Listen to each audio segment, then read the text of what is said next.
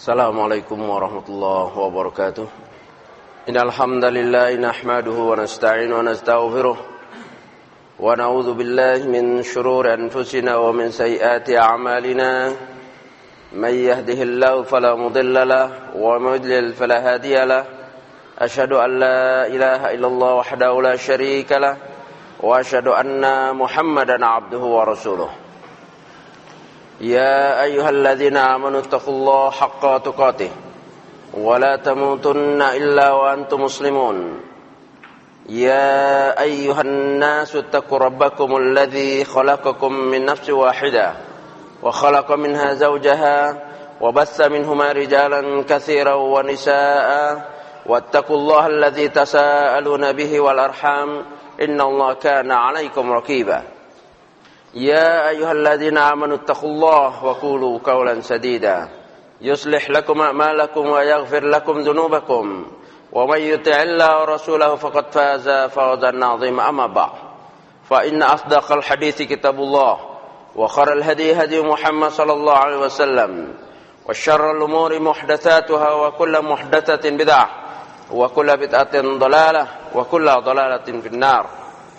Ikhwani wa akhwati fillah, al-hibba azani Allah wa iyyakum, uhibbukum fillah. Alhamdulillah, pada pagi ini kita insyaallah akan melanjutkan kajian ma yuhibbullah, apa-apa yang Allah cintai dan apa-apa yang Allah benci, dari satu kitab, dan kita telah membahas beberapa perkara. Sekarang masuk kepada ahabbul adyan ilallah Al-Hanifiyah As-Samhah.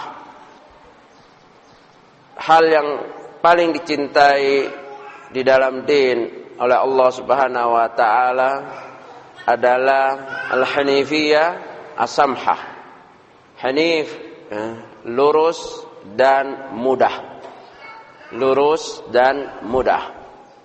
Qala Rasulullah SAW, bersabda Rasulullah sallallahu alaihi wasallam dalam hadis sahih Jami' Shaghir nomor 160, ahabbul adyan ila Allah taala al-hanifiyah as-samhah. Perkara yang Allah cintai dalam din ini yaitu kelurusan atau lurus, as-samhah yaitu mudah. Ahabbul adyan ay khisaluddin, lianna khisaluddin kullaha mahbubah. Perkara-perkara dalam din yang dimaksud ahabbul adyan, perkara-perkara yang ada dalam din, dan semua perkara yang ada dalam din merupakan perkara yang dicintai oleh Allah. Lakin ma kana minha samhan aw sahlan fahuwa ahabbu ila Allah. Akan tetapi apabila itu perkara yang mudah, maka itu lebih dicintai oleh Allah Subhanahu wa taala. Wal murad bil adyan as-sara' al-madiyah qabla an tubdila wa tunsikh. Ya, yang dimaksud dengan adyan yaitu syariat-syariat yang telah lalu, yang sebelum dihafuz atau belum dimansukh. Jadi sejak dahulu ada yang sampai sekarang sama, ada yang perkara-perkara yang sama, ada yang dihapus, ya, ada yang dihapus, ada yang ditingkatan atau diperbaiki sebagaimana puasa, ya, dari dahulu dan sekarang ada, di mana kutiba alaikumusiyam kama kutiba alal ladzina min qablikum la'allakum tattaqun, tetapi caranya berbeda, puasanya sama, ya. Gitu. Adapun Hanifiyah hiya millat Ibrahim. Hanifiyah selalunya dikaitkan dengan Ibrahim, karena itulah millahnya Ibrahim, agamanya Ibrahim. Wal hanif fil lughah man kana ala millat Ibrahim. Dan hanif secara bahasa apa saja yang ada dalam dinnya Ibrahim. Wa sumiya Ibrahim hanifan limailihi anil batil ilal haqqi. Dan Nabi Ibrahim dinamakan hanif karena kecenderungan dia dari kebatilan ke yang hak, dari suatu kebatilan kepada yang hak. Ya. Li'anna al-asl hilf al-mail. Qala ta'ala, bagaimana firman Allah Ta'ala, ma kana Ibrahimu yahudiyan wala nasraniyan walakin kana hanifa muslima wa ma kana minal musyrikin. Dan tidaklah Nabi Ibrahim itu seorang Yahudi, tidak juga seorang Nasrani, akan tetapi beliau adalah orang yang hanif, musliman, yang pasrah menyerahkan diri pada Allah Subhanahu wa taala, wa ma kana minal musyrikin, bahkan beliau bukan termasuk orang-orang yang musyrik. Ini bagaimana Nabi Ibrahim disebut Abul Anbiya, bapaknya para nabi, ya, bapak tauhid, ya, dikenal juga ummah dan hanifan. Waqad ada kullu fariqin minal yahudi wan nasara anna Ibrahim kana ala dinihi. Sungguh telah mengklaim setiap kelompok dari Yahudi dan Nasara mengakui, mereka menyatakan sesungguhnya Ibrahim atas agama mereka. Maka fa'akdzabahumullahu ta'ala bi anna al-yahudiyyah wan nasraniyah innama kanat min ba'dih wa nazahahu Allah ta'ala min da'awaihim al-kadzibah. Ya. Dan Allah mendustakan pengakuan mereka.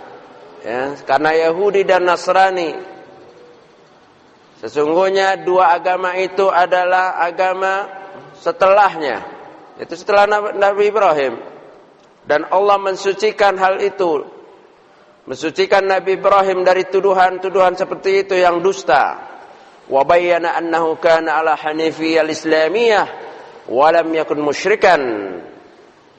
Dan Allah menerangkan, menjelaskan kepada kita bahwa Nabi Ibrahim adalah din atau orang yang hanif, beragama Islam, ya, dan bukan termasuk orang-orang yang musyrik. Ya, ayatnya tadi ya, di dalam surat Ali Imran ayat 68. Maka Ibrahimu yahudiyan wala nasraniyan walakin kana hanifan muslima wa ma kana minal musyrikin. Ya. Wal hanif wal ma'il an syirki qasdan ay tarikan lahu an basiratin wa muqbilul 'ala al-haqqi bi kulliyatihi la yasuddu anhu sadun. Al hanif adalah kecenderungan, kecondongan dari syirik, artinya meninggalkan kemusyrikan, baik secara qasdan, secara i'tiqadan, secara tujuan dalam hatinya, tarikan meninggalkannya, an basiratin, atas keilmuan. Basirah ini sering disalahartikan kalimat basirah oleh sebagian manusia.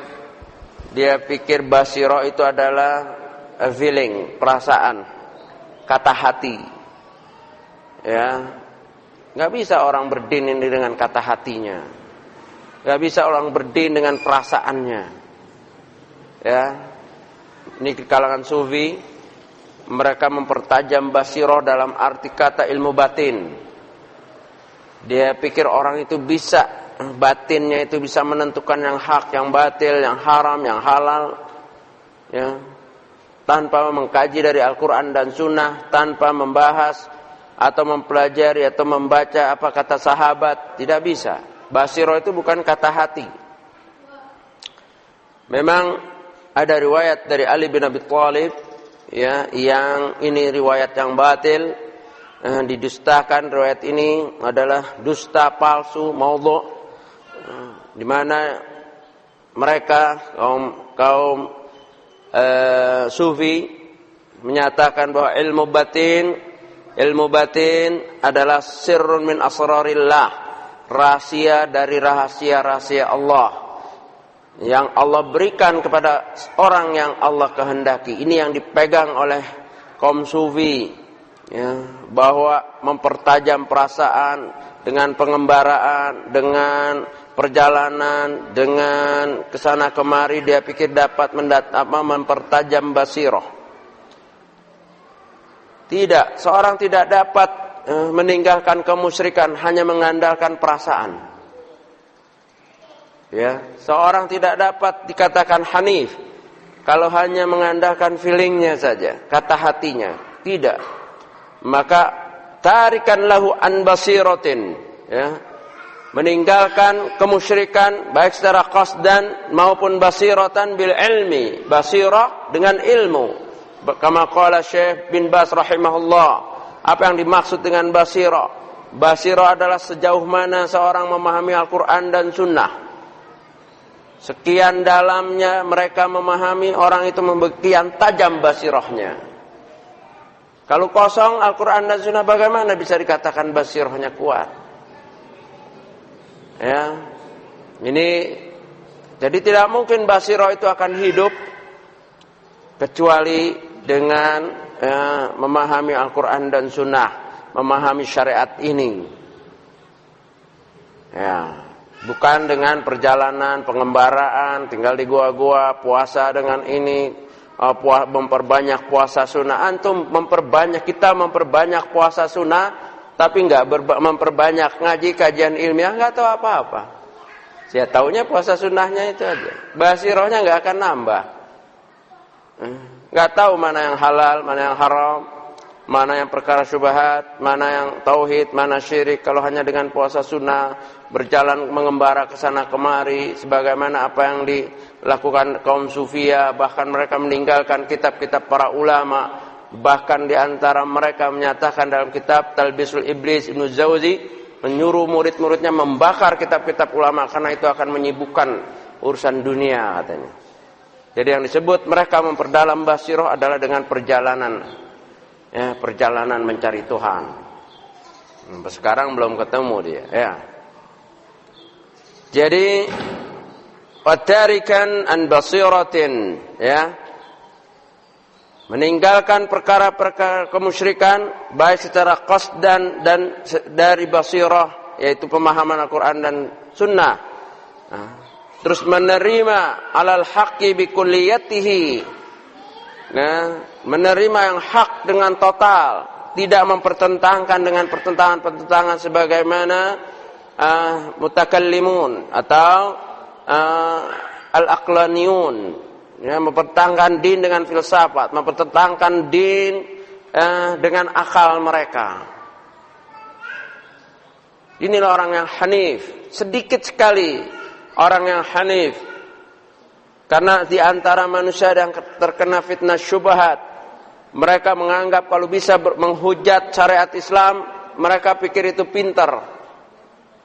Wah, saya sudah berdebat dengan seorang yang dia pakai ayat ini, saya kalahkan, ya, dengan akalnya. Dia pikir udah pintar itu.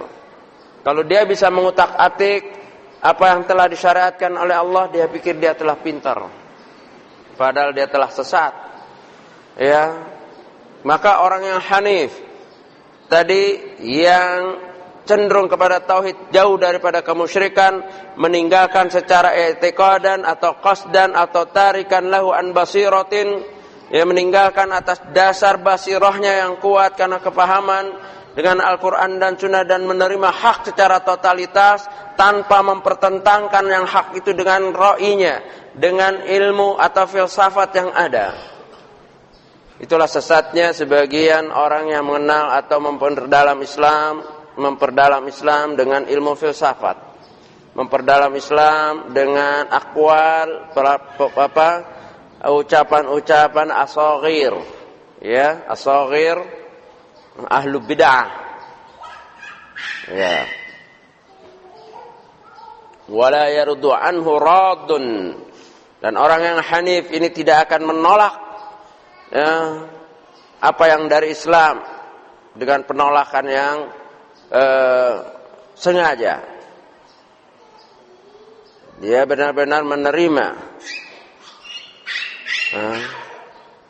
Orang yang hanif tentulah orang yang mentauhidkan Allah, pergi haji kalau mampu, menyembelih, ya, dan berkhitan. Itu salah satu contoh dari syariat-syariat Islam. Menghadap kiblat kalau salat. Sampai ditegaskan begini, karena ada sampai sekarang ini ada yang sholat masih menghadap 4 jurusan. Ya, saya pernah mampir di suatu kampung yang mempunyai kiblatnya 4. Coba, masa nggak bingung? Katanya Allah kan ada di mana-mana, ngapain harus ke kiblat? Masuk di akal nggak? Iya, maksud akalnya iblis. Allah sudah terangkan, Nabi telah jelaskan, Nabi telah contohkan, ya, bahwa sholat itu menghadap kiblat. Dia bilang salah, Allah itu ada di mana-mana. Jadi kalau sholat, kalau 4 rakaat, 1 rakaat sana, 1 rakaat sini, begitu. Ya kita bilang kenapa nggak muter aja? Itu kan masih ada sudut-sudut lain yang masih ketinggalan. Itu baru 4 sudut. Nah muter baru rata. Habis muter baru ke atas ke bawah. Ini kayak bola gitu ya. Ajib, ada itu, bukan nggak ada. Ya. Di Afrika, saya pernah diskusi dengan orang Afrika, kepala sekolah. Ya, kaumnya itu kalau sholat dua kiblat, Ka'bah terus lawannya Ka'bah. Jadi kalau misalnya Ka'bah, kiblat sana ya, barat, ya lawannya barat. Jadi 2 kali. Itu ada di Afrika. Nah di sini dinyatakan orang yang hanif, orang yang bersih dari fitnah seperti itu. Ya Allah perintahkan sholat menghadap kiblat, makanya disebut ahlul kiblah. Maka dalam kalau baca buku-buku ulama, la nukafir ahlul kiblah, kami tidak mengkafirkan ahlul kiblah, yaitu orang yang biasa sholat menghadap kiblat. Ya, yaitu ya orang Islam. Ya. Waqala Abu Qalaba al-Hanif alladhi yu'minu bir-rusul kulluhum al-yu'minu bir-rusul kullihim, ya, min awalihim ila akhirihim. Al-Hanif adalah orang yang beriman kepada seluruh rasul seluruhnya, baik yang awal sampai yang akhir. Waqala Qatada al-Hanifiyya syahadatu an la ilaha illallah yadkhul fiha tahrimul ummahat wal banat wal khalat wal ammat wa ma harrama Allah azza wa jal wal khitan. Wa qala Qatada al-Hanif adalah orang yang bersyahadat la ilaha illallah, masuk di dalamnya orang yang mengharamkan ibu-ibunya. Kenapa? Karena kaum jahiliyah menghalalkan ibu warisan dari bapaknya, boleh dinikahi. Orang yang hanif, yang mengikuti agama yang telah ditetapkan oleh Allah melalui nabinya, mengharamkan, haram. Kalau bapaknya punya istri 4, bapaknya meninggal, terus ada mungkin yang keempat masih muda, sebaya dengan anaknya, nggak boleh dinikahi. Tapi kalau orang jahiliyah boleh. Orang jahiliyah ada yang punya 10, istrinya 10. Ada yang paling mungkin yang ke-10 umurnya 18, bapaknya meninggal, dia umurnya 20, anaknya. Bisa itu. Mantan istri suami bapaknya dinikahin. Maka orang yang hanif fiha tahrimul ummahat, mengharamkan ibu. Haram ibu itu. Mau ibu tiri, ya, mau apalagi ibu kandung. Itu kan ibu tiri kan? Misalkan dia anak dari istri yang pertama, nah istri yang keempat ini ibu tiri, ibu kedua, ketiga, itu ibu tiri, nggak boleh, tetap ibu, walaupun mungkin lebih muda. Coba, sampai begitu Islam itu, dinul hanif, sampai karena secara fitrah aib, tapi orang jahiliyah biasa hal itu. Nah, setelah din hanif diperintahkan atau didakwakan oleh Nabi SAW, diharamkan perkara itu. Karena Allah telah mengharamkan bekas bapak, istri atau wanita bekas bapak dinikahi. Haram. Wal banat, haram menikahi anak-anak kita sendiri. Ya, baik anak kandung maupun anak tiri. Anak tiri dengan syarat yang ibunya sudah dukhul sama bapaknya. Antum nikah seorang janda, punya anak 1, ya, nikah sama ibunya. Begitu dukhul, tahu dukhul, hubungan suami istri, haram anaknya. Karena itu sebagai anak kita juga. Tapi kalau belum dukhul, baru lamar ini yang ngantar anaknya. Katanya lebih senang sama anaknya. Afwan Bu ya. Ganti anaknya. Halal. Udah nikah, tapi belum dukhul. Kayaknya ini anaknya nih ya. Bisa aja kan terjadi halal sebelum dukhul. Hadis riwayat Ahmad. Al-Quran telah menyatakan seperti itu ya. Jadi dengan syarat belum dukhul. Kalau udah dukhul haram. Nah, wal banat, diharamkannya anak-anak wanita. Wal khalat, ya, diharamkannya seorang nikah dengan bibi dari ibu. Khalat, bibi dari ibu. Amat, bibi dari bapak. Kalau kita kan semua bibi. Nah, orang Indonesia miskin pembenaran katanya. Ya, khal, paman dari ibu. Am, paman dari bapak. Khalat haram. Seorang ponakan menikahi bibinya haram. Nah sekarang kan ya, namanya kadang-kadang bibi umurnya lebih muda. Ya bisa jadi kan anak seorang keluarga, anaknya 12 misalnya. Ya, anak yang pertama punya anak. Ya, anak yang pertama punya anak.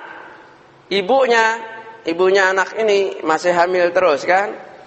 Anak pertama dari anak yang pertama, cucu pertama bisa aja sama umurnya sama anak yang ke-12. Bibi kan? Bibi dari bapak, bibi dari ini. Nah, itu bisa seumur. Haram. Dinikahkan. Enggak boleh menikahkan bibi. Ataupun ammat.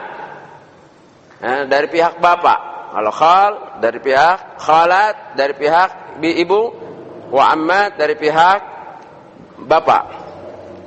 Wa ma harramallahu azza wa jal, ya, dan termasuk dalamnya tan. Nah, wal muslim, seorang muslim, musliman hanifan muslima, ya, orang yang merendahkan diri terhadap perintah-perintah Allah, taat dengan perintah-perintah Allah. Ya. Adapun samha, ya sahlah. Maka di dalam hadis dari Aisyah, ya, kalau Rasulullah SAW diperintahkan untuk memilih, maka dia memilih perkara yang mudah dalam din ini selama tidak dosa. Nah, makanya di dalam din Islam ini banyak keringanan. Wanita paling banyak keringanannya bagi wanita. Ada haid, ada nifas. Selain safar, ya, sakit, ya, ada haid, ada nifas. Lelaki hanya safar, sakit. Ya, keringanan-keringanan, ketidakmampuan dalam haji. Boleh enggak pergi haji dengan syarat tidak mampu? Boleh enggak zakat dengan syarat tidak mampu? Ya, begitu. Ada keringanan-keringanan. Maka as-samha, as-sahlah, ay annaha mabniyatu ala suhulah liqauli ta'ala. Samha adalah sesuatu yang dibina atas dasar kemudahan. Wa ma ja'ala 'alaikum fid dini min haraj millata abikum Ibrahim. Tidaklah Allah jadikan din ini untuk memberatkan kepada kamu, akan tetapi milah Ibrahim adalah milah yang samhah.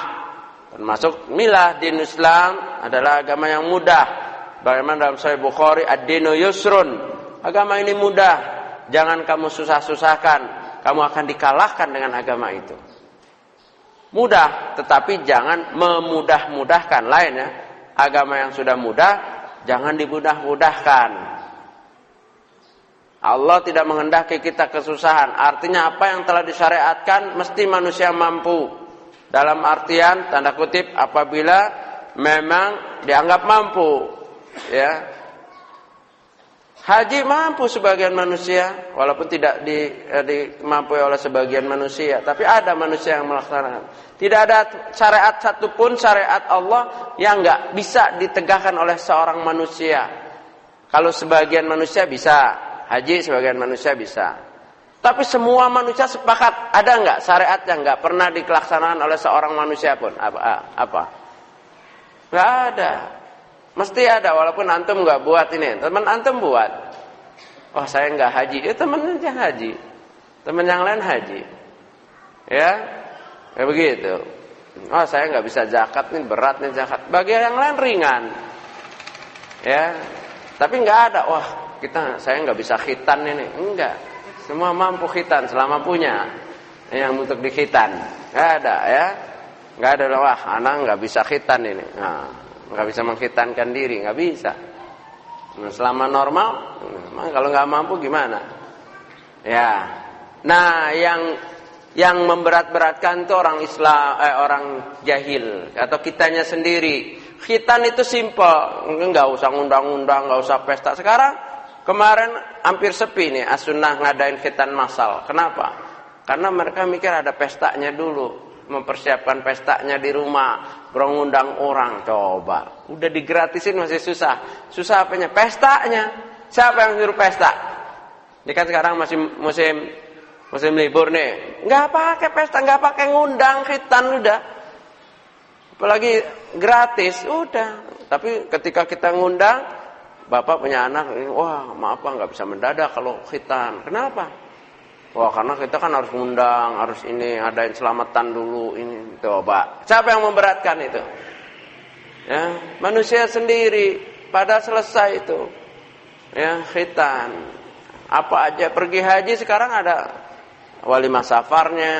Pergi haji 40 juta, walimah safar 10 juta. Belum yang nganter ke bandara sewa 3 bis, 4 bis, 5 truk. Udah 5 juta, 15 juta. Nah, jadi siapa yang menyusahkan itu? Kita sendiri. Adin samha mudah, suhulah mudah.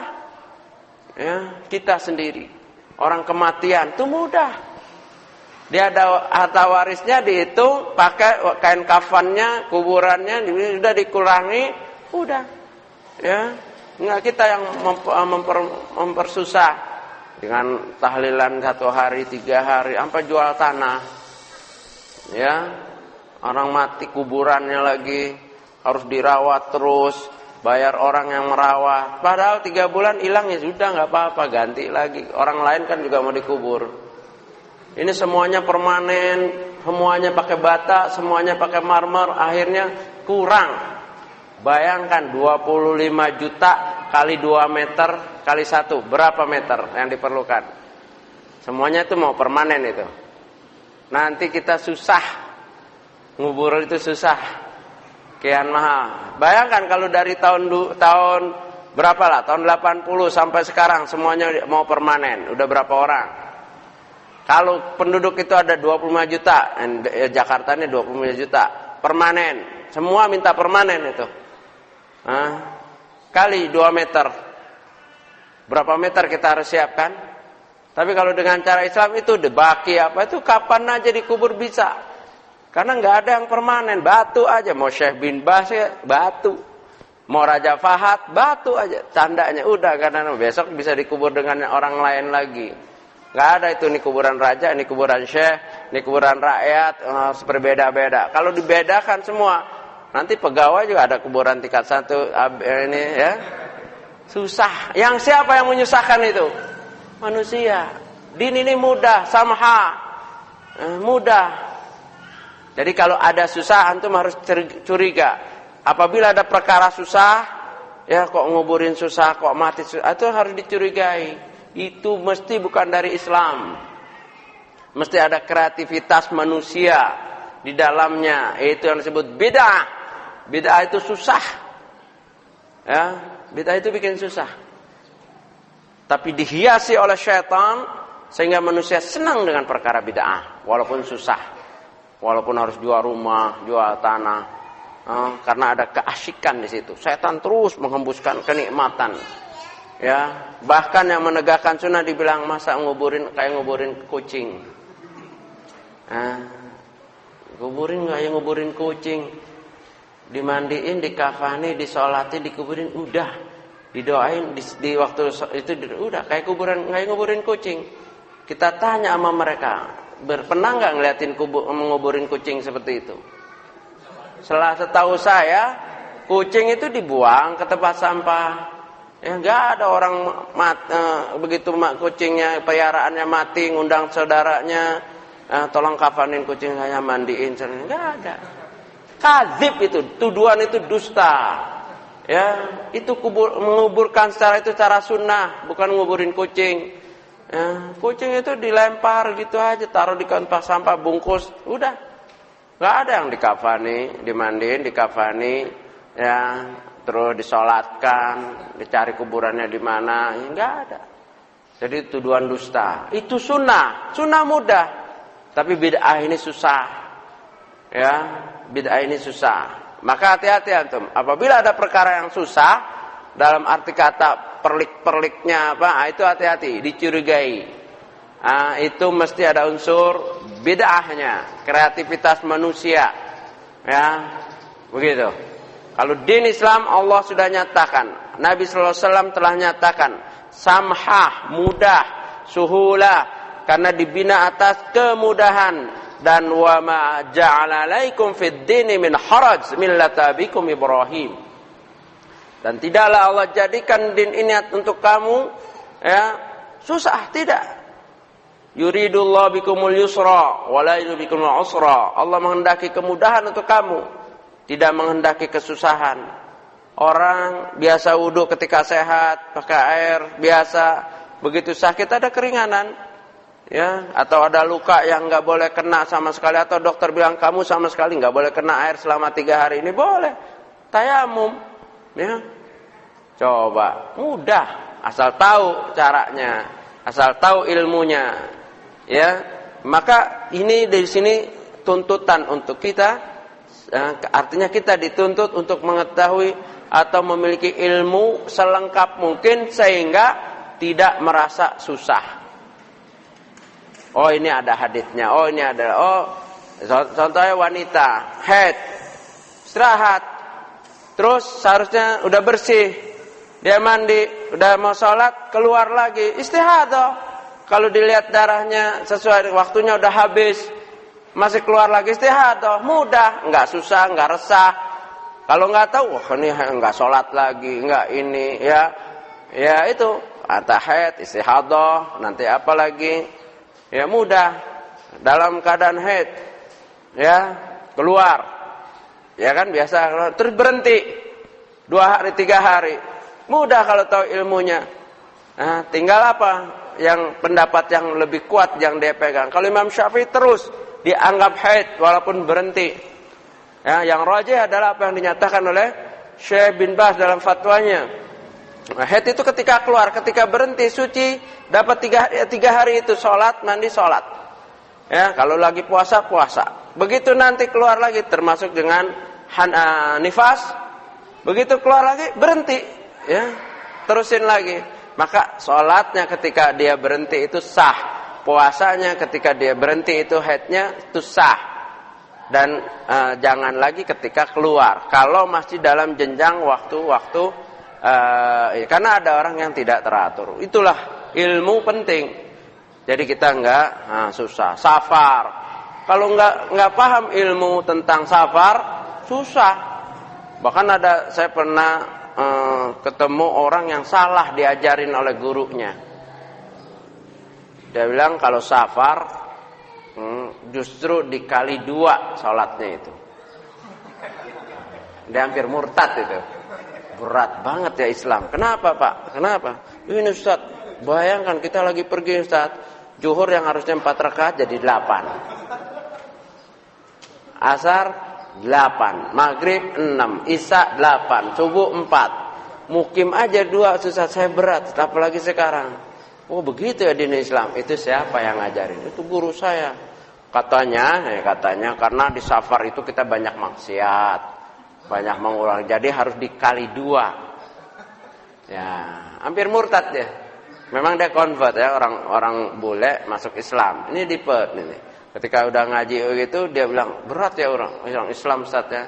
Jadi dia ngurangin bepergian untuk menjaga ininya. Bayangkan kalau pergi. Wah, itu salah paham itu. Justru dikosor. baru dia senang ya. Oh begitu Ustaz ya, malah dikosor. Dan boleh combine jamak dijamak. Zuhur, asar boleh gabung, boleh takdim. Kaget ya, senang banget. Ada ayatnya. Kita kasih ayatnya, haditsnya baru. Wah, ini berarti guru saya dulu salah. Ya, udah jangan dianggap guru lagi udah itu ya. Itu menyesatkan. Orang udah baru masuk Islam 3 bulan dibebani kayak gitu. Itu saya bilang, kami yang Islam lama aja nggak kuat itu. Yang dari kecil Islam aja nggak akan kuat itu. Itu jahat itu. Ya itu supaya kamu murtad. Ya hampir murtad dia. Islam kayak begitu beratnya. Ya kita yang dari kecil juga nggak kuat. Kalau pergi semuanya yang 8, 8, 6, 4. Orang yang biasa aja suka terlambat. Yang normal aja 4, 4, 3, 2 suka ini kepleset ya, apalagi segitu. Itu mukim. Ini safar. Katanya kita kalau safar banyak dosa, jadi penghapusannya harus 2 kali lipat. Coba akal. Sufi tarekat apa gitu. Dia kenal Islam ke sana. Ya, alhamdulillah. Itu ada. Kefahaman seperti itu ada, ngarang. Memang sepertinya masuk di akal ya, tapi tidak cukup kan tadi bahwa hanya dengan akal ya. Fadinul Islam zu yusrun binisbah ila adyani qabla ya. Din Islam adalah din yang terakhir nih, yang diturunkan oleh Allah kepada Nabi Muhammad SAW, agama yang mudah dibanding yang terdahulu. Jadi mudah, paling mudah udah. Salat kita paling mudah. Kan ada dalam hadis riwayat Bukhari ketika Isra Mi'raj, Nabi Musa berapa katanya? Nabi Musa 50 waktu, bukan 50 rakaat. 50 waktu. Ya enggak sempat dagang antum. Ya. Terus puasanya ahlu kitab berat. Memperlambat buka sampai gelap, kelihatan bintang baru buka. Terus habis buka kalau tidur udah puasa. Jadi ada zaman dahulu kan ada kisahnya di dalam tafsir seorang sebelum dirubah puasa dahulu tuh puasa zaman dahulu seperti ahlu kitab. Ada yang ketiduran, belum sempat buka, nggak ada makanan, istrinya, oke, saya cari makanan. Kamu tunggu, ketiduran, istrinya bawa, rasalah, puasa lagi kamu. Belum sempat buka tidur, berat, ya. Terus apa lagi? Ya banyaklah dahulu yang perkara yang berat. Ya, dalam perang, ghanimah nggak boleh dimakan, nggak boleh diambil, harta rampasan nggak boleh zaman dahulu, dikumpulkan, didoakan, terbakar. Zaman Nabi Muhammad SAW dihalalkan bagi kamu ghanimah 1/5 begitu ya peraturannya. Jadi banyak kemudahan. Kita hanya 5 waktu. Dahulu yang namanya kisos, nggak ada tebusan, nggak ada diat. Al-ainu bil ain, mata dengan mata, al-anfu bil anf, ya, hidung dengan hidung, udhun dengan luka, telinga dengan telinga. Ya, wajirahu kisosun, luka itu dengan dikisos tanpa ada tebusan. Nafsu bin nafsi. Ya, kalau orang dulu berbuat sesuatu sampai mata temannya keluar, dikeluarin lagi satu, dibalas. Membunuh satu orang, dibunuh lagi dia. Ketika syariat Nabi Muhammad SAW ada keringanan yang disebut apa? Diat, tebusan. Kalau keluarganya ikhlas, ya, bahwa misalkan seorang telah melukai anaknya, matanya sampai keluar, nggak perlu mengeluarkan mata orang itu.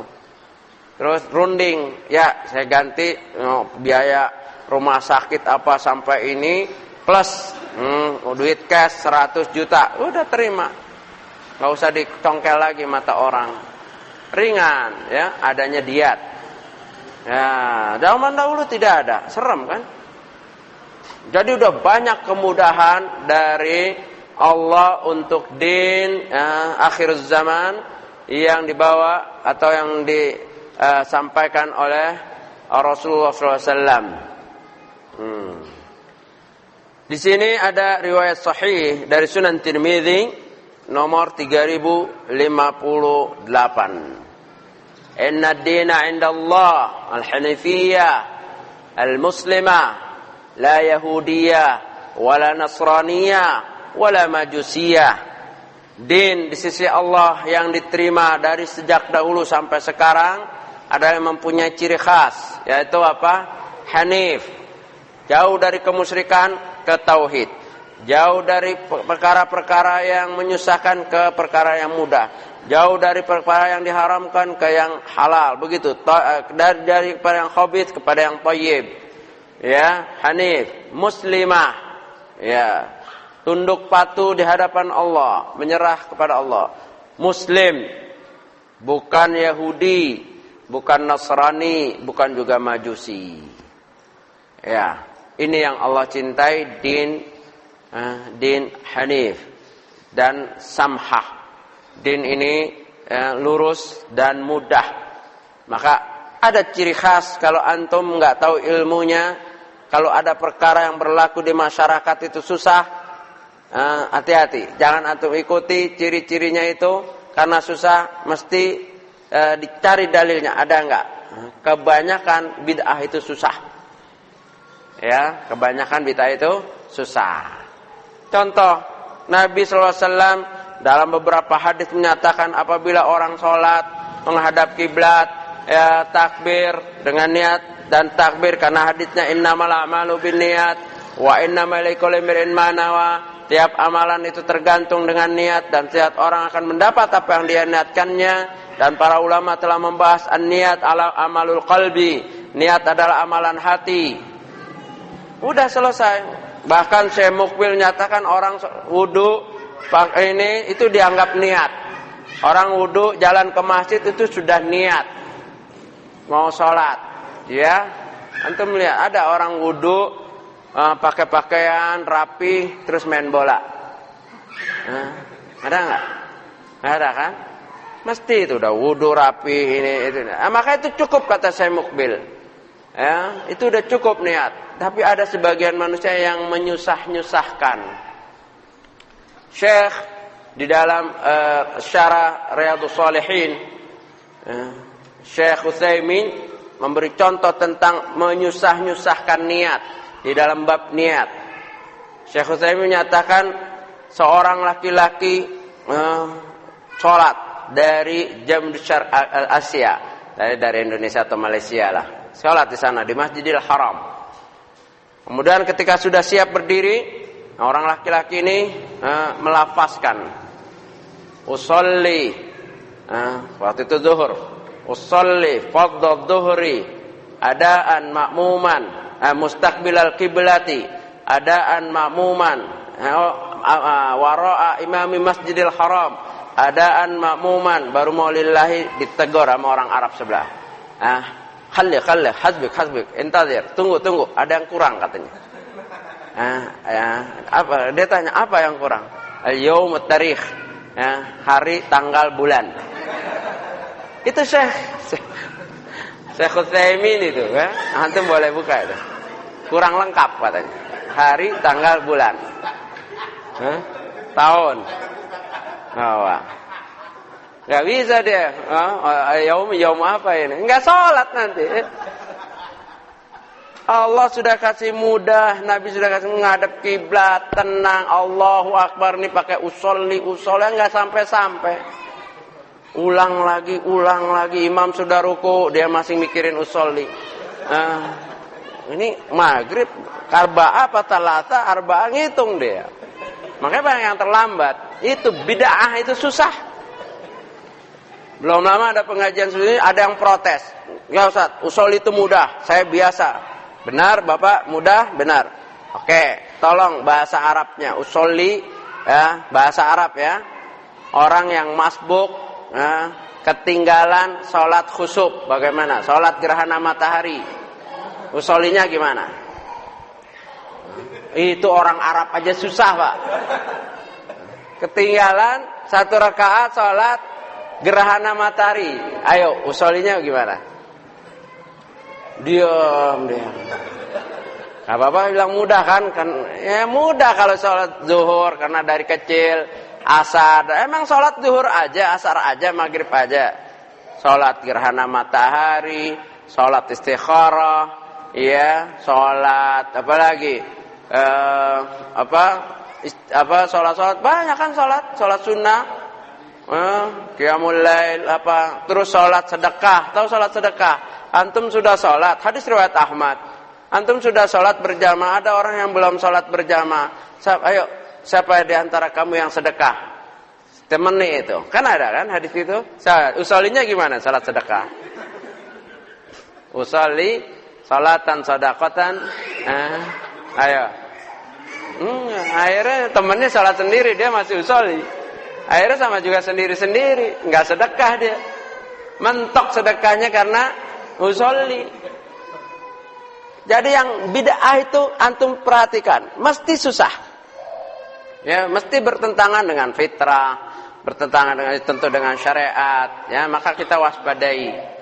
Enggak semua yang berlaku di masyarakat, enggak semua yang berlaku di keluarga kita, ya, itu dari Islam, walaupun dinamakan Islam, diembel-embelkan Islami. Ya, coba nikah yang cara Islam mudah, ya, ada walinya kalau perempuan, ada maharnya, ada saksi, ya, ada ijab kabul, selesai nggak? Selesai, ya. Coba dengan cara bid'ah, napas harus satu napas jawabnya ketika ijab kabul, putnya diulang lagi, orang mau nikah emang tegang. Kau gambar ini jelas lah putus-putus terus, diulang sampai 3 kali gitu, akhirnya stres. Dan yang nonton jadi takut mau nikah, ya, begitu. Ini kejadian seorang ustadz yang biasa ngajar, ketika nikah syahadat aja lupa. Asyhadu an la ilaha illallah wa asyhadu anna muhammadan abduhu wa rasuluh. Diulang. Itu terlalu lengkap ustadz katanya. Ini biasa ceramah kan, ulang lagi, digertak-gertak terus. Itu pokoknya belum lagi acaranya, walimah. Nah, ini salah paham di dalam ayat surat An-Nisa ayat 22 ya mungkin.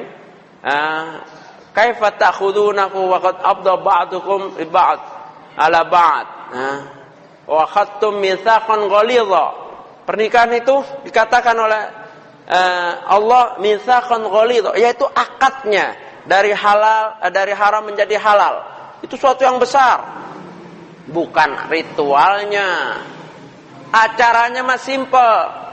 Rasulullah SAW berapa orang yang nikah Nabi nggak tahu? Ya kan? Abdurrahman bin Auf. Tahu Nabi? Wahai wangi sekali kamu nih. Apa gerangan? Saya sudah nikah ya Rasulullah. Kalau nikah aulim walau bisyatin. Kasih dong. Bikin walimah walau 1 ekor kambing.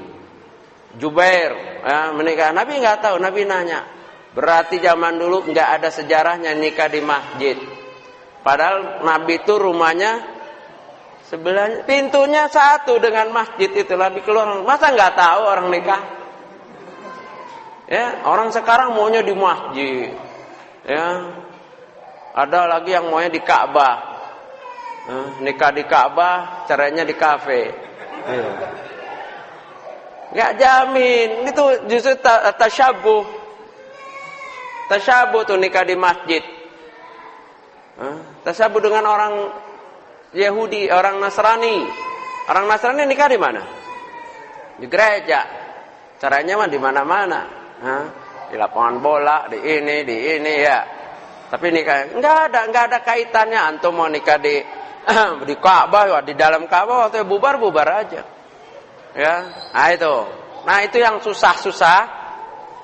Ciri-ciri khas bid'ah kalau antum nggak tahu ilmunya secara rinci, udah. Kalau susah, biasanya bid'ah, baru cari dalilnya. Ya, itu orang awam gitu aja. Kematian, melahirkan, ya, hamil itu mudah, tapi jadi susah. 4 bulan ada acaranya, 7 bulan ada acaranya lagi. Giliran melahirkan ngutang. Yang dipentingkan untuk biaya rumah sakit ngutang. Kenapa? Kehabisan acara. 4 bulan ngundang orang. Ya kan? Ada kan? 7 bulan. 4 bulan dalilnya apa? Ada. Mereka berdalil loh. Jangan sangka nggak berdalil. Inna ahadakum yujma'u fi batni ummi 40 yauman. Sesungguhnya tiap kamu diciptakan, dikumpulkan dalam perut ibunya 40 hari, nutfah, mudghah, 4 bulan itu.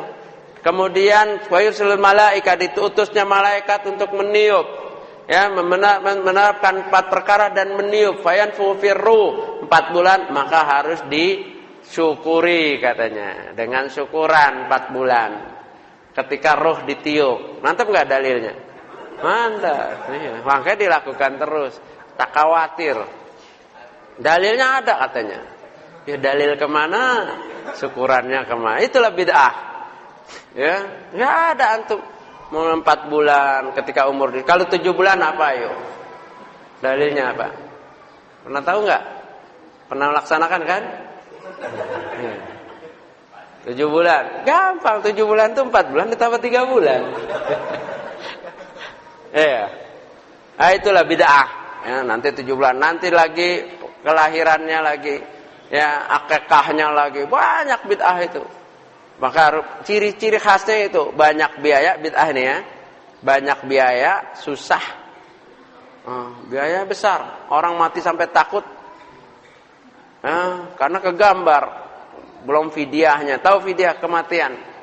Dihitung itu enggak ninggalin apa-apa itu selama seumur hidupnya atau masa jahiliyahnya. Ini ada satu daerah yang sampai jual rumah kalau mati. Kenapa? Karena dihitung fidyah bayar ketika jahiliyahnya sejak balik. Ada. Ini ikhwan yang cerita, Ustaz, saya kayak mau pindah nih rumah nih. Kenapa? Ini daerah kalau saya mati bangkrut katanya. Abangnya udah bangkrut. Abangnya bangkrut, mertuanya meninggal, jual rumah. Kenapa kok bisa begitu? Dihitung fidyahnya dari balik umur 15, mulai sholat umur 30, 15 tahun. Dihitung. Semua kumpul kepala adat itu ngitung 15 tahun kali berapa liter. Satu fidyah itu ya untuk sholat dikali berkarung-karung berjajar karena nanti dibagiin ketua masjid sana, ketua masjid sini bubar. Ya, untuk menyediakan karungan-karungan itu sampai jual rumah. Boleh enggak Ustaz saya pindah yang kayak begitu? Boleh. Kalau enggak jual rumah kamu nanti ya. Iya, itu ada. Enggak jauh loh, daerah Bekasi ke sana dikit ya. Ada seperti itu. Orang meninggal jual rumah, jual tanah karena dihitung semuanya. Belum nanti 10 hari, belum ngebayar untuk yang nyolatin. Amplop untuk yang nyolatin itu semua dapat. Bayangkan kalau orang terkena 1000 orang. Taruh aja satu amplop berapa? 50.000 kali 1000. Mahal. Makanya orang belum meninggal udah mikir. Udah hitung-hitungannya lengkap. Ya, itulah bid'ah. Subhanallah, kita mengenal sunnah bukan kita mau memudah-mudahkan din. Din ini udah mudah. Ad-dinu yusrun. Itulah pentingnya sunnah. Antum cari terus informasi tentang sunnah, lega. Alhamdulillah dulu ana begini, sekarang mungkin alhamdulillah. Sujud syukur. Ya, makanya kalau ditegur orang ya, dengan cara sunnah, jazakallah khair, barakallah fi, karena nyari sendiri susah. Mau nyari sendiri, kitab Bukhari sekian tebalnya, Sahih Muslim sekian tebalnya, Abu Daud lagi sini, mau nyari sendiri. Jadi kalau ditegur jangan marah, itu sifat para sahabat. Akhi, antum ini enggak boleh begini, ini yang sunnah begini. Jazakallah khair, jangan marah. Alhamdulillah, antum kalau anda nyari sendiri susah loh. Kitab Bukhari belum punya, fotokopiannya baru 3 lembar. Ya kan susah. Jadi alhamdulillah kalau ada ustadz menyampaikan tentang sunnah kita bersyukur, atau teman kita negor kita tentang sunnah kita bersyukur. Kenapa? Ya kalau nyari sendiri susah. Ya waktunya lagi. Ya itulah pentingnya majelis ilmu kita hadiri. Karena pelan-pelan kita bisa merapikan. Mumpung Allah masih beri umur kita kan, masih beri kesempatan. Ya. Jadi ini dua ciri khas daripada din yang lurus, hanifiyah samhah. Ya, mungkin pernah disampaikan di sini, tapi ini urutannya berkaitan dengan apa yang Allah cintai dan apa yang Allah benci. Silakan kalau ada yang mau tanya, saya enggak banyak waktu ini karena ada urusan lagi. Ya, silakan.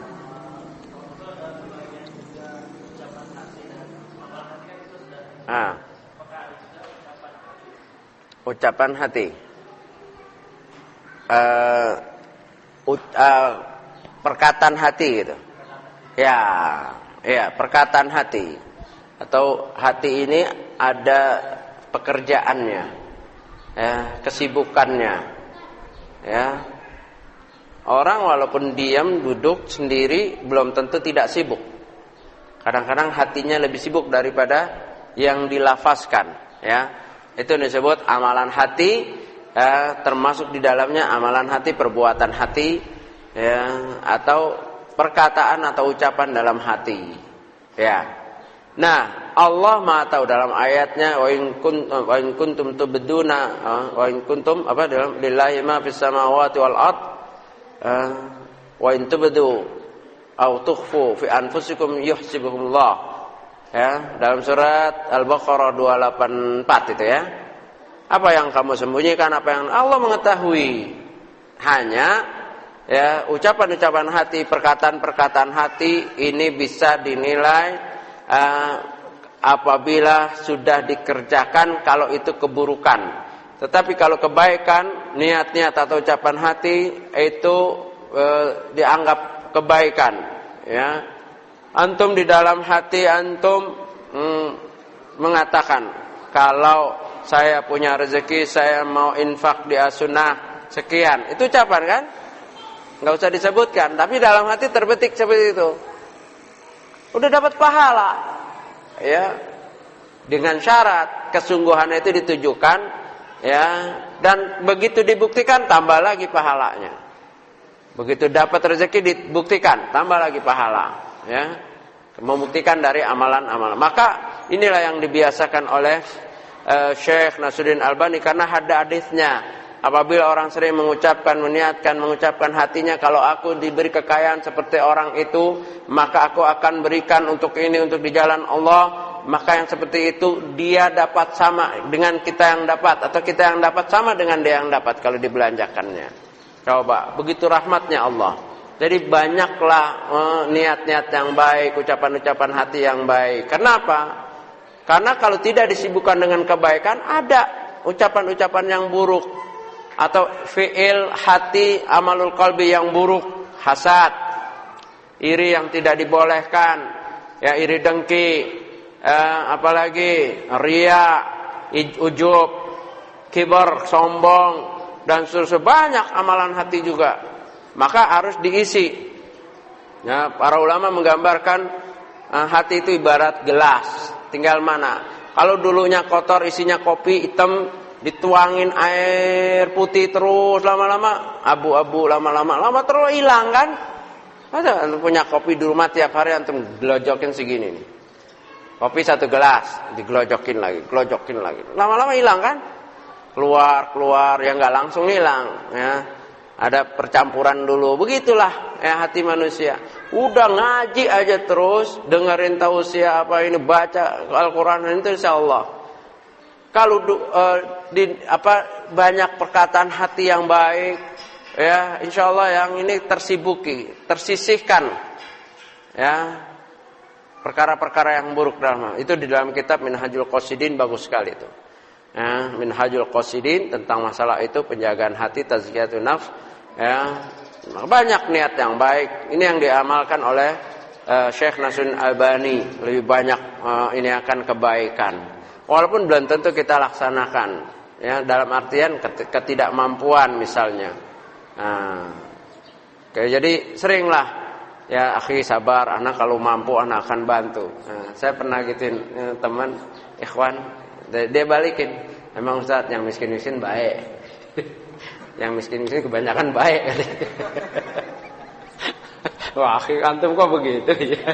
Jangan putus asa dong. Yang miskin katanya kebanyakan baik gitu. Supaya ada pengalaman kata yang janji semua miskin ini. Iya, nggak apa-apa itu begitu ya, menghibur ya. Itu hal yang berpahala loh. Tenang, insyaallah kalau itu ya. Nah, begini, kalau saya mampu begitu boleh. Itu yang diamalkan oleh Syekh Nasruddin Albani. Dan hadisnya ada. Allah akan berikan sebagaimana orang itu mengeluarkannya. Dia emang enggak punya. Tapi niat kebaikan ini banyak, ucapan hati dan itu banyak kebaikan itu. Ya, yang akan diberikan oleh Allah.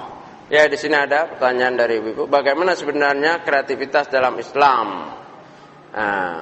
Bolehkah kita kreativitas, inovasi, inisiatif itu yang berkaitan dengan agama, ibadah yang sudah diatur tidak boleh sama sekali. Itu yang disebut bid'ah. Tapi kreativitas dalam dunia, kata Nabi, antum a'lamu bisyu'uni dunyakum. Naik pergi haji dulu pakai onta, sekarang pakai pesawat, tafadhol, silahkan. Ya, ceramah dulu teriak-teriak, sekarang pakai ini, silahkan, nggak apa-apa. Ini nggak ada dilarang, nggak ada hadis melarang tentang mikrofon. Ya, dulu apalagi pakai semua boleh. Tetapi yang berkaitan dengan din, dengan syariat tertutup kreativitas kita nggak boleh. Ya, nggak ada kreativitas dalam doa dan zikir yang sudah tauqifiyah. Ya, termasuk di sini pembedaan para ulama tentang assalamualaikum. Mentang-mentang baru bahasa Arab belajar apa lagi? Kunta, kunti, assalamualaiki. Nah, untuk perempuan datang seorang suami datang ke assalamualaiki. Benar kan cara bahasa? Waalaikumsalam ya habibi, ya. Ya. Kagak berlaku itu mau laki mau perempuan, udah tauqifiyah, enggak usah digonta-ganti walaupun antum pintar bahasa Arab. Ya. Assalamualaikum. Perempuan dengan perempuan assalamualaikum. Ya. Enggak diganti itunya, domirnya. Itu tauqifiyah, enggak ada kreatif. Termasuk diantaranya doa yang lafaznya domirnya hu, ya, Allahumma firlahu warhamhu wa'fu, enggak perlu diganti ha kalau dia enggak perlu. Karena sebagian ulamanya itu tauqifiyah yang udah begitu aja. Karena kalau disebut hu, ha ikut. Kalau disebut lelaki, perempuan ikut. Ya, contohnya ya ayyuhalladzina amanu taqullaha, wahai orang laki yang beriman, takutlah kepada Allah. Perempuan ikut enggak? Ikut. Ya. Gak usah diganti kalau baca untuk perempuan lain, enggak. Kecuali yang memang ada. Nah itu contoh-contohnya. Enggak boleh kreatif dalam segi itu saja, enggak. Apalagi dengan ritualnya, gerakannya, ya tidak boleh. Yang namanya ibadah ada kreativitas itu adalah bid'ah. Dakwah tauqifiyah.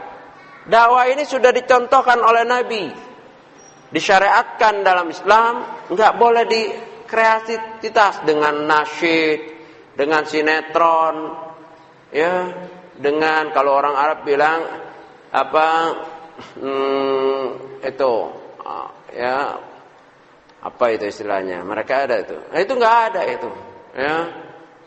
Sinetron, dakwah dengan sinetron. Coba akhirnya rusak. Kan yang namanya dakwah ada orang baik, ada yang buruk. Yang namanya kehidupan ada orang baik, ada yang buruk. Kalau diceritakan saja Abu Jahal apa ini kan selesai. Tapi kalau ketika jadi sinetron, siapa yang mau jadi Abu Jahal? Semua mau jadi Abu Bakar, Umar. Antum ya Abu Jahal? Enggak, kalau mati nanti. Begitu jadi peran Abu Jahal, maki-maki Nabi, maki-maki ini, mati deh. Ayo. Mau. Makanya nggak ada itu sandiwara menjadi peran orang menjadi setan, mau jadi setan, peran jadi setan. Ya karena akidah nggak mau aja, yang penting fulus. Ya nggak ada, nggak boleh orang berpura-pura seperti Abu Jahal. berpura-pura iblis, jadi iblis, ya, nanti jadi benar. Lagi pura-pura jadi setan, mati gimana? Maka itu kreativitas yang tidak nasyid, apalagi nggak ada itu ya, nasyid Islami, ya, organ tunggal Islami, nggak ada, ya, dangdut Islami, ya. Itu nggak ada itu. Kreativitas seperti dakwah untuk seperti itu nggak ada. Din ini, dakwah ini udah lengkap. Kalau mau tahu cara rincinya, baca di dalam Syarah Ushulus Thalatsa, Syekh Utsaimin merinci bagaimana dakwah Nabi. Itu ada di dalam kitab itu. Dirinci, ya, apa yang boleh, apa yang nggak boleh. Ya, jadi ingat masalah akidah, masalah syariat, ibadah, tidak ada istilah kreativitas. Adapun muamalah perkara yang mubah silahkan, ya, asal tidak keluar dari hukum halal haram atau syubhat, bentuknya kreativitas itu boleh, ya.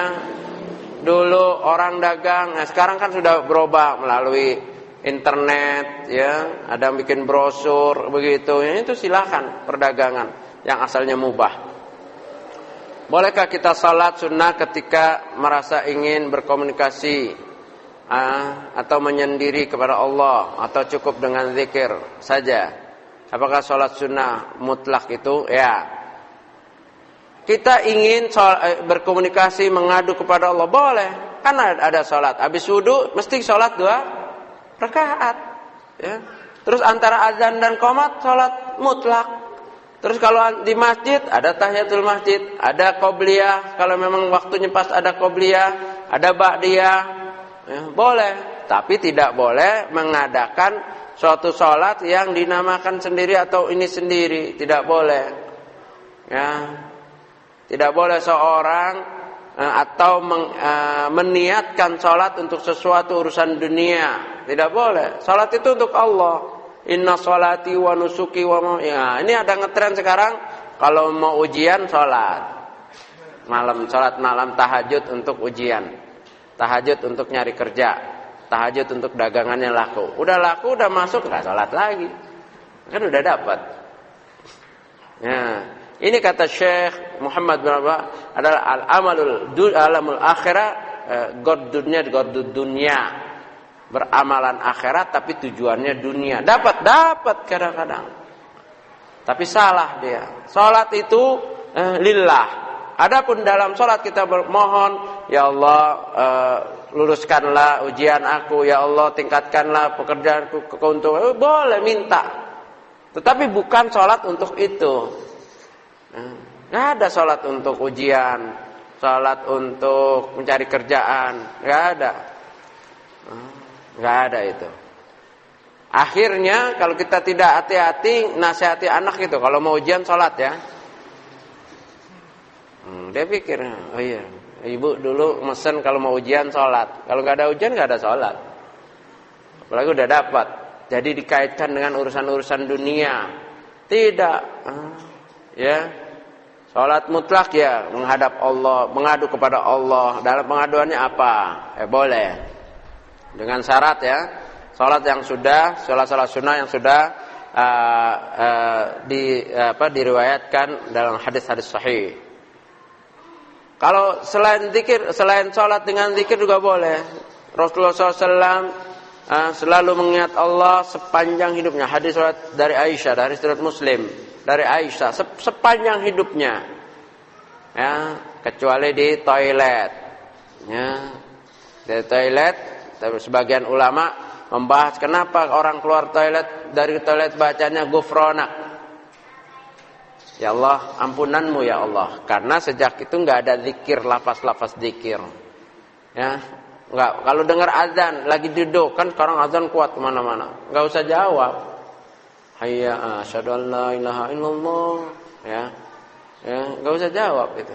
Kalau lagi duduk toilet, ya, nggak boleh jawab. Di luar itu baru jawab, ya, lagi duduk ini. Tapi kalau di dalam toilet nggak ada.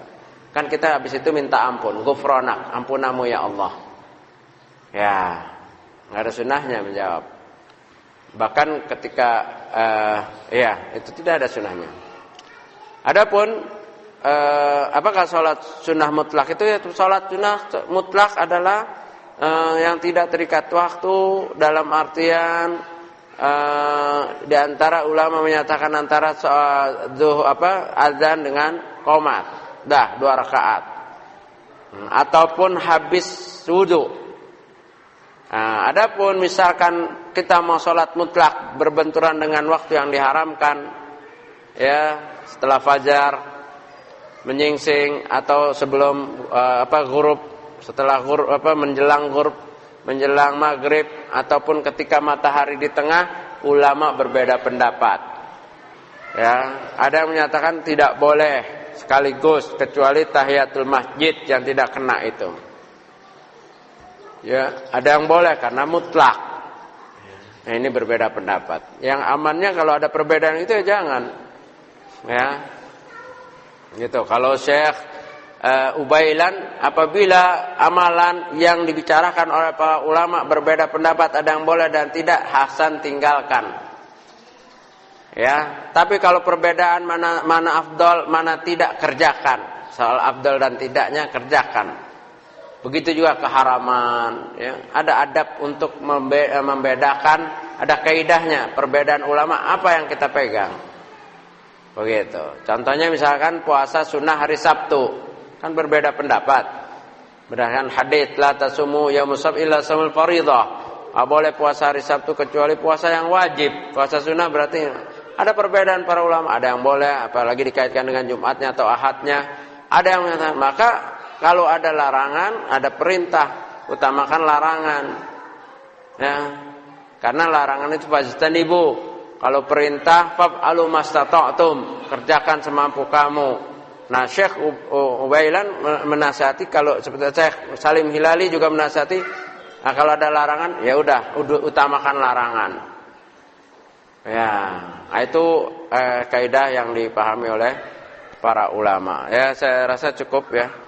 Sampai demikian saja. Wallahu a'lam. Subhanakallahumma bihamdika asyhadu an la ilaha illa anta. Assalamualaikum warahmatullahi wabarakatuh.